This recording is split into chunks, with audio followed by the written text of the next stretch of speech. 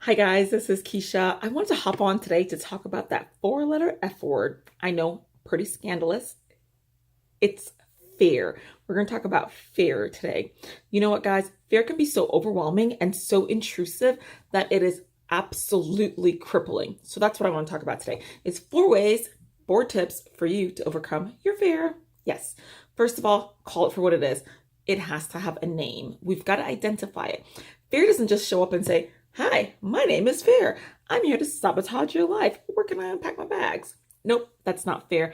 Fear comes in and masquerades as avoidance and overworking and perfectionism and my personal favorite, procrastination.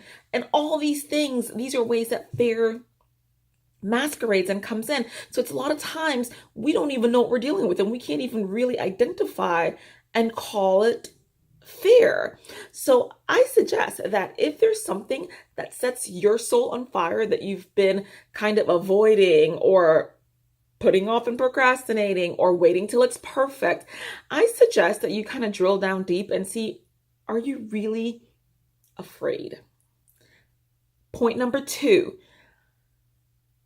thanking it for its purpose. We have to identify and recognize that we have been designed with the element of fear and it has purpose. Its purpose is to keep us safe. Without fear, I would think it was okay to jump out of an airplane without a parachute. But fear puts up a red flag and says, you may want to rethink that. You could get hurt. And guess what? I rethink it and I realize, yep, I could get hurt and I don't do it. So fear actually is very helpful and it serves a very important purpose in our lives. The thing is, fear doesn't communicate with our passion and with our heart and with all these other amazing parts of our soul that assesses risk that we want to take.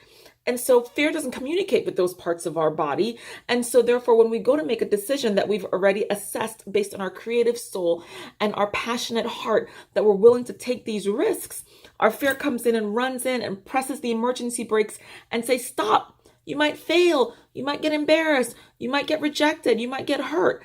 And fear doesn't realize that you've actually already processed all of those things and you're still willing to take the risk. So you have to acknowledge fear for its purpose, thank it for the role it plays, and say, I'm good. I've already assessed all the risks involved, and I'm still going to move forward and do this thing that I want to do. Point number 3, follow fear to the end game. Fear has a way of asking the question, well, if you do that, then this might happen. So you ask the question, what? So I'll give you an example. I was afraid to come on and do this video. I was. Confession.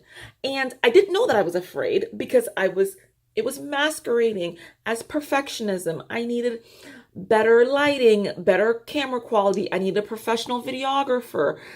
Perfectionism. It needed to be perfect. I was procrastinating. I'll do it next month, then next year. And it was all these things were kind of playing in. And I didn't realize that it was because I was afraid to do the videos. And when I started drilling down, I realized that it was fear, and fear was crippling me from doing the videos. And so I had to implement point number 3 and follow fear to the end game. Well, Keisha, if you do these videos, then you're going to sound stupid. So what if I sound stupid? Then you're going to mess up. So what if I mess up? No one's going to watch it. So what if no one watches it? Then you'll be embarrassed. So what if you get embarrassed? And you just keep on asking fear, so what if that happens? And what if that happens? And what if that happens? And follow it through till the end game. And what you'll realize is that your biggest fear is actually extremely unlikely. Most of our fears are irrationally based. So follow fear to the end game and ask the question, what's the worst that can happen? Right?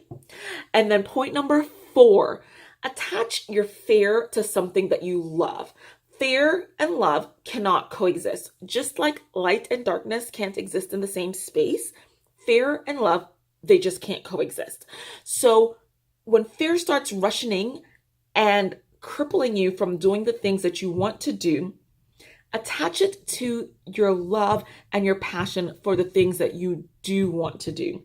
So for me, what that looked like was fear coming in and trying to cripple me so that I didn't film these videos.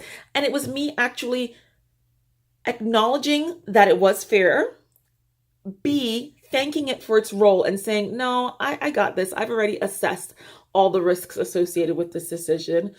3 for me was following it to the end game. Okay, so what if no one watches?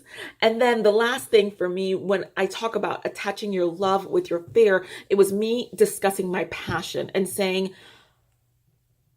my desire to put out this content on these videos trumps my fear of being embarrassed or it not going perfectly or no one watching them. I had to attach my love to my fear, and that was the antidote.